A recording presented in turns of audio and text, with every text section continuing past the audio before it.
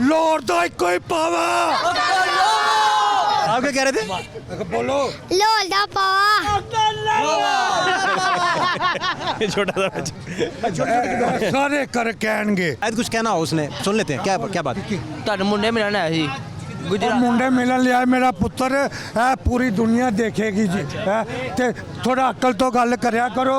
तू मेरा भतीजा है, तू कड़ी मुड़ी हथ खींचना मेरा इंटरव्यू ले। उनकी कंसंट्रेशन इस तरह ना, वो जेन वो अपना पैगाम देना चाह रहे हैं। कोई मसला मेरे से तो बता दो इन्हों को। नहीं प्यार से पढ़े। की हो गया ये मसला किस अच्छा, बहुत अच्छा, आपसे प्यार करता है। अच्छा फिर अच्छा वो ना क्या अख्तर लवा आई लव यू। आप बताएं भाई, ये मुझे लगता है मैंने तक बात जानी है। मेरा एक्शन करन दिया मैनू, मैंने एक्शन करन दिया, मेरे एनर्जी का आ जाएगी। मैं जो करा ना उदो कहना लाहौर दा इक्को ही पावा।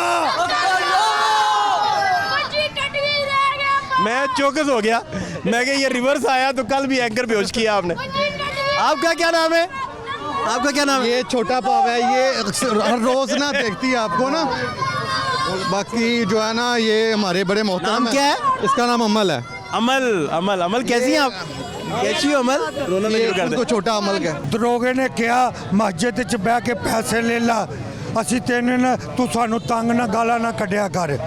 मैं क्या नहीं, पैसा सुवर नहीं खाना। फिर मेरे च ते सियासतदाना च की फर्क है? लावे नू अल्लाह ने बहुत दिता है, कसम खुदा दी कहंदा कुरान ते हथ रख के मैं तेरे नाल मुक जावांगा, 30 लैने 40,000 लैने। मैं क्या मैनू नहीं पैसे चाहिए है, तो मैं काम करवाना डंके दी चोट ते है। मैं गुस्से च लाल हो जाना, बुरा भला भी कहन डै पैना जो कोई पब्लिक का काम ना होवे। ਇਹ ਤੇ ਹੁਣ ਪਿਛਲੇ ਦਿਨਾਂ ਦੀ ਗੱਲ ਹੈ। ਇਹਨੇ ਲਾਈ ਔਰ ਇਹਨੇ ਕਿਹਾ ਪਰਚੀ ਮੈਂ ਬਣਵਾ ਕੇ ਦੇਵਾਂਗਾ, ਕੋਈ ਪੈਸੇ ਨਹੀਂ। ਕੋਲੋਂ ਪਰਚੀ 100 ਰੁਪਏ 'ਚ ਬਣਵਾ ਕੇ ਪੈਸੇ ਕੋਲੋਂ ਦਿੰਦਾ ਸੀ, 3-3,000 5-5,000 ਲੈਂਦੇ ਸੀ ਬਲੈਕ ਦੇ ਵਿੱਚ। एक माँ ने मेरा घर बुला के शुक्रिया अदा किया।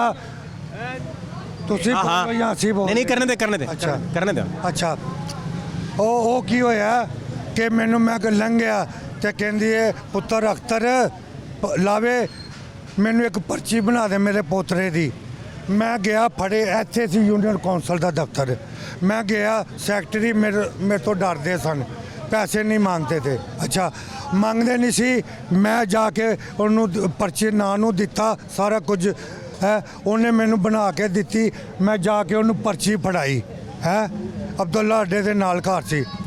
ਮੈਨੂੰ ਰੋ ਕੇ ਕੀ ਕਹਿੰਦੀ ਹੈ ਪੁੱਤਰ ਅੱਲਾ ਦੀ ਕਸਮ ਹੈ ਮੈਂ ਦੂਸਰੀਆਂ ਪਰਚੀਆਂ 1500 ਦੇ ਕੇ ਬਣਵਾਈਆਂ ਨੇ ਤੇ ਤੂੰ ਕਿਧਰੋਂ ਬੰਦਾ, ਤੂੰ ਫਰਿਸ਼ਤਾ ਹੈ, ਤੂੰ ਕੀ ਹੈ? ਮੈਂ ਕਿਹਾ ਨਹੀਂ ਮੈਂ ਇਨਸਾਨ ਹਾਂ।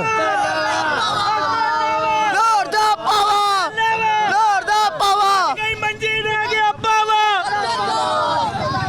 ਸਭ ਤੋਂ ਪਹਿਲੇ ਇਹ ਬਿੱਲ ਸਸਤੇ ਕਰਾਣੇ ਜੀ ਇਲਾਵਾ ਸਾਡੇ ਬਿੱਲ ਬੱਤੀ ਦੇ बिल का मसला भाई। जी इंशाल्लाह शहबाज शरीफ साहब गौर करो, गुरबत बहुत वध गई है और जो कह रहे हैं बिल्कुल सच कह रहे हैं। आगे करो। दूसरा सवाल, ਦੂਸਰੀ ਇਹ ਸ਼ਬਾਜ਼ ਸ਼ਰੀਫ ਨੇ 200 ਦੇ ਪਾਣੀ ਦੇ ਬਿੱਲ ਤੋਂ 1.5 ਮਰਲੇ ਬਿੱਲ ਦਾ 750 ਰੁਪਏ ਕਰ ਦਿੱਤਾ ਗਿਆ 1 ਮਹੀਨੇ ਦਾ।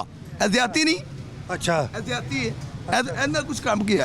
जो कह रहे हैं ना ये तुसी खुद सुन लो, मैं नहीं सुनने के काबिल कि गरीबां नाल ज़्यादती हो रही है और मैं गरीबां दे नाल हाँ। अगर तुसी कहते हो कि असी अच्छे काम कर रहे हैं तो तुहाडा कोई नमिंदा ये 60 फुट ते आए अरशद चौक न्याजी अड्डे की बैक साइड से इनू जवाब देवे, मैं की जवाब देवां लोकां नू? तीसरा सवाल, ਸੂਈ ਗੈਸ ਦਾ ਬਿੱਲ ਉਹਨੂੰ ਵੀ ਆਇਆ। ਦੇਖੋ ਸੂਈ ਗੈਸ ਨਹੀਂ ਆ ਰਿਹਾ, ਬਿੱਲ ਆਇਆ 750 ਰੁਪਇਆ। ਬਿੱਲ ਗੈਸ ਨਹੀਂ ਆ ਰਹੀ, ਗੈਸ ਨਹੀਂ ਆ ਰਹੀ। ਲੱਕੜਾਂ ਬਾਲਦੇ ਪਏ ਨੇ, ਹੁਣੇ ਦਿਖਾ ਦੇਣੇ, ਵੀਡੀਓ ਦਿਖਾ ਦੇਣੇ ਲੱਕੜਾਂ ਬਾਲਦੇ। सुन लो ਕੀ ਕਰ ਰਹੇ ਨੇ? ਲੱਕੜਾਂ ਬਾਲ ਰਹੇ ਨੇ। ठीक है जी, ਇਹ ਵੀ ਸਾਰੇ ਡਾਇਰੈਕਟ ਕਹਿ ਰਹੇ ਨੇ। ਮੈਂ ਕਹਿੰਦਾ ਇਹਦੀ ਹੈਲਪ ਕਰੋ, ਇਹ ਇੱਕ ਕੱਲਾ ਨਹੀਂ, ਕਰੋੜਾਂ ਗਰੀਬ ਨੇ ਜਿਨ੍ਹਾਂ ਦੇ ਇਹ ਮਸਾਇਲ ਨੇ।